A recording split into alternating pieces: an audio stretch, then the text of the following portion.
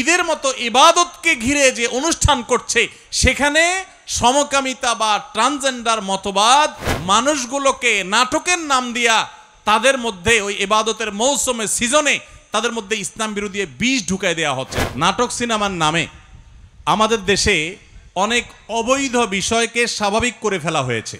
যেই সমস্ত কোম্পানি, যেই সমস্ত আপনার ব্যবসা প্রতিষ্ঠান সেরকম একটা জিনিসকে যারা স্বাভাবিক করার চেষ্টা করছে তাদেরকে বর্জন করা, বয়কট করা, উপযুক্ত শাস্তি নিশ্চিত করার চেষ্টা করা আমাদের প্রত্যেকটা মানুষের দায়িত্ব। সমকামিতা প্রমোট করে বিভিন্ন নাটক সিনেমা আমাদের দেশে তৈরি করা হচ্ছে। সম্প্রতি ঈদের একটি নাটকও এই বিষয়ে তৈরি করা হয়েছে। এটা নিয়ে ফেসবুকে সমালোচনা চলছে, বিষয়ে কিছু বলবেন? ভাইরা আমার, খুবই দুঃখজনক বিষয়, বিনোদনের নামে, নাটক সিনেমার নামে আমাদের দেশে অনেক অবৈধ বিষয়কে স্বাভাবিক করে ফেলা হয়েছে। আজ থেকে 15-20 বছর আগেও, 30 বছর আর 25 বছর আগেও এই সমাজে কোনো একটা পুরুষ, কোনো একটা নারী বিবাহ বহির্ভূত সম্পর্ক করাকে অত্যন্ত দোষণীয় মনে করা হতো, শহরে গ্রামে সর্বত্র। ঠিক না ঠিক?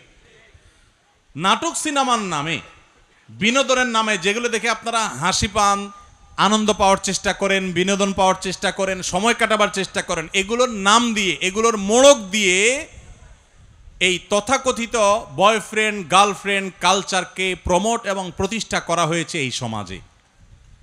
এখন আর কারো বয়ফ্রেন্ড আছে, কারো গার্লফ্রেন্ড আছে এটা বলতে এখন আর মুখেও বাধে না, অর্থাৎ লাজ লজ্জা শরমটাও উঠে শেষ হয়ে গেছে। এটা খুব ভয়ঙ্কর একটা ব্যাপার। অপরাধ করার পর অপরাধ বোধ থাকা, এটা খুব তুলনামূলকভাবে, ওইটার তুলনামূলকভাবে সহনীয়, এটাও মন্দ, কিন্তু ওইটার তুলনায় কম মন্দ। আর যদি কেউ অপরাধ করার পর অপরাধকে অপরাধ মনে না করে, দোষ মনে না করে, এটা ভয়াবহ, এটা কুফরি, এটা ঈমান যাওয়ার মতো বিষয়। আমাদের সমাজে এই তথাকথিত নাটক সিনেমার নাম দিয়ে পশ্চিমারা সেই জায়গাগুলোতে কোটি কোটি টাকা ইনভেস্ট করে তথাকথিত আর্টিস্ট এবং শিল্পীদের কিনে নিয়ে তাদের দিয়ে বয়ফ্রেন্ড গার্লফ্রেন্ড কালচার প্রতিষ্ঠা করে জেনাকে সমাজে এস্টাবলিশড ইতিমধ্যে তারা করে ফেলেছে। আমাদের সমাজকে এখন আরেক লেয়ারে পচাবার জন্য, নষ্ট করার জন্য এখন তথাকথিত ট্রান্সজেন্ডার বাদ এটাকে প্রতিষ্ঠা করার জন্য নাটক তৈরি করা হচ্ছে। ইতিমধ্যে একটা নাটক, কত বড় দুঃসাহস চিন্তা করেন, ঈদের অনুষ্ঠান একান্তই মুসলমানদের অনুষ্ঠান, একটা ইবাদত। ঈদ একটা কি ইবাদত, ঈদের মতো ইবাদতকে ঘিরে যে অনুষ্ঠান করছে সেখানে সমকামিতা বা ট্রান্সজেন্ডার মতবাদ সেটাকে পুশ করে নাটকের মাধ্যমে ইবাদতরত মানুষগুলোকে নাটকের নাম দিয়া তাদের মধ্যে ওই ইবাদতের মৌসুমে সিজনে তাদের মধ্যে ইসলাম বিরোধী বীজ ঢুকায় দেওয়া হচ্ছে।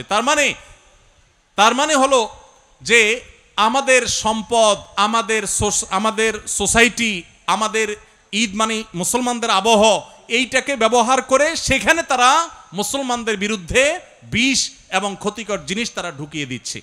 আপনারা যেগুলো সোশ্যাল মিডিয়াতে, ফেসবুক, ইউটিউবে বিভিন্ন নাটকের ক্লিপ, ভিডিওর ক্লিপ অনেকে বুধ হয়ে পড়ে থেকে দেখেন, আপনার নিজের অজান্তে আল্লাহর দ্বীনকে দুনিয়া থেকে বিদায় করার নীল নকশা যে সমস্ত নাটক সিনেমার মাধ্যমে হয়, আপনি সেগুলার প্রমোট করছেন, সেগুলার প্রচার করছেন, সেগুলার সহযোগিতা করছেন। এজন্য আমাদের পরিষ্কারভাবে প্রত্যেকের অবস্থান নিতে হবে।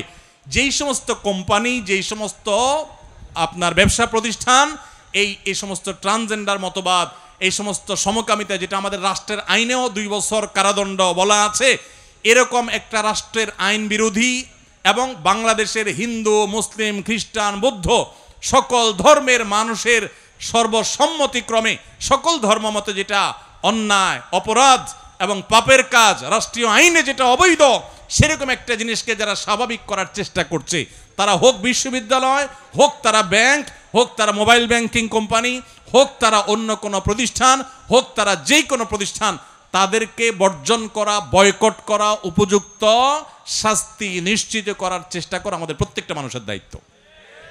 ভাইরা আমার, আমাদের সন্তানরা ট্রান্সজেন্ডার মতবাদ প্রতিষ্ঠিত হলে, তারা সমকামিতার দিকে ঝুঁকে গেলে পরিস্থিতি কি হতে পারে?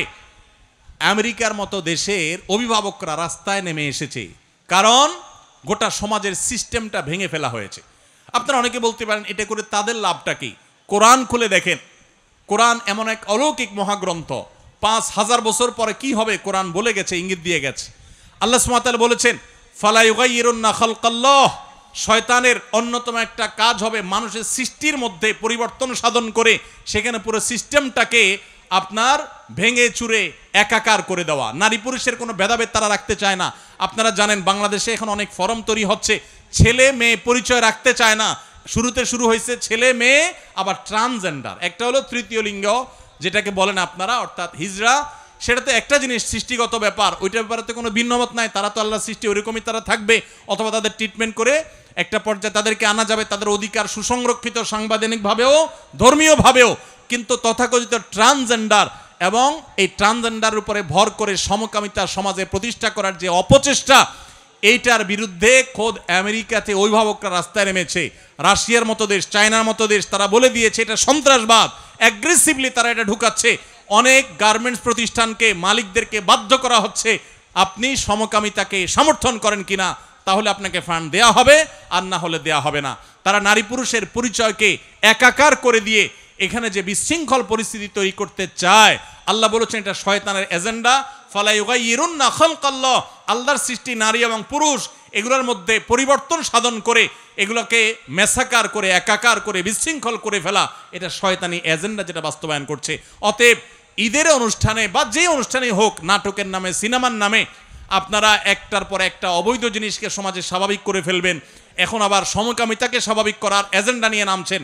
আপনারা কিছু পয়সা কড়ি পাবেন, কিছু ফান্ড পাবেন, এগুলো নিয়ে দেশে বাইরে চলে যাবেন, ওই কানাডার বেগমপাড়ায় চলে যাবেন, আমেরিকায় চলে যাবেন, আর আমাদের সমাজকে, আমাদের সন্তানদেরকে ধ্বংস করে দিয়ে তারপর চলে যাবেন। এটা কোনোদিনই এদেশে মানুষ সহ্য করবে না। অতএব রাষ্ট্রবিরোধী, আইন বিরোধী এই সমকামিতাকে যারা প্রমোট করছে তাদের ব্যাপারে আমাদের সাবধান হতে হবে, সতর্ক হতে হবে, দায়িত্বশীল হইতে হবে, এবং আমাদের প্রত্যেকটা মানুষকে তাদেরকে বর্জন, বয়কট সর্বতভাবে করতে হবে। শয়তান এসে বলবে আমি একা বয়কট করলে কি হবে, আপনি আপনার দায়িত্ব পালন করেন, কি হবে না হবে আপনার দেখার দরকার নেই। আপনি আল্লাহকে বলবেন আল্লাহ আমি আমার চেষ্টাটুকু করছি। করা যাবে না ইনশাআল্লাহ? আল্লাহ আমাদেরকে তৌফিক দান করুন।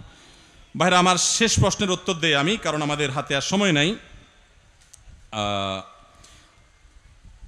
মহিলারা মাসিক অবস্থায় মুখস্থ থাকা কোরআন তেলাওয়াত করতে পারবেন কিনা, যেহেতু কোনো নারীর প্রশ্ন সম্ভবত, এটার উত্তর আমরা দিয়ে দিচ্ছি। মহিলারা মাসিক অবস্থাতে কোরআনে কারীম তেলাওয়াত করবে না, এটাই হলো জমহুর বা সংখ্যাগরিষ্ঠ ইমামদের মত। তারা চাইলে তেলাওয়াতের অডিও ইত্যাদি শুনতে পারবে, তারা চাইলে ইসলামিক বই পুস্তক পড়তে পারে, কোরআনের তাফসির গ্রন্থ পড়তে পারে, হাদিস গ্রন্থ পড়তে পারে, কিন্তু সরাসরি কোরআন তারা তেলাওয়াত করবে না অপবিত্র অবস্থায়, বরং পবিত্র হওয়ার পর তারা তেলাওয়াত করবে, এটাই বিশুদ্ধতর মত। যদিও ইবনে তাইমিয়া রাহমাতুল্লাহ সহ কোনো ইমামদের মতে সেটা করতে পারবে। বিয়ের কাবিন কি বাকি রাখা যাবে? কিছু বিয়ের সময়, কিছু পরে। বিয়ের কাবিন বলতে এখানে মহর বুঝাইছেন, বিয়ের মহর বাকি রাখলে বিয়ে হয়ে যাবে, বিয়ের মহর বাকি রাখলে বিয়ে হয়ে যাবে। কিন্তু মনে রাখতে হবে বিয়ে করে মহর বাকি না রেখে নগদ আদায় করে দেওয়াটাই উত্তম।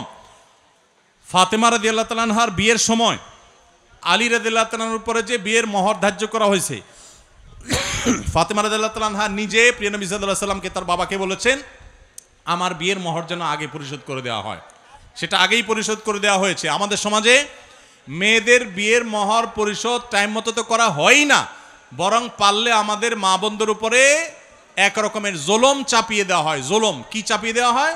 জুলুম কিভাবে? মহর তো দেওয়ার নামগন্ধ নাই, ধরে 10 লাখ 20 লাখ 30 লাখ, আপনাদের চিটাঙ্গে এগুলো আরো বেশি, 20 লাখ 50 লাখ 1 কোটি টাকা মহর ধরে, ওই ছেলের পেটে পাড়া দিলে 10 টাকার নোট বাইর হবে না, কিন্তু মহর ধরে কত? 10 20 লাখ 50 লাখ। এটা জায়েজ নাই ভাই, যেটা পারবেন সেটাই মহর দিবে, ধার্য করবেন, এবং মহর নগদ দিয়ে দেওয়া উত্তম। হ্যাঁ, বাকি রাখলে বিয়ে হয়ে যাবে, কিন্তু বাকির নাম ফাঁকি যেন না হয়। যথাসম্ভব দ্রুততার সাথে সেটা কি করতে হবে? আদায় করতে হবে। আল্লাহ আমাদের সবাইকে বুঝা এবং আমল করার তৌফিক দান করুন।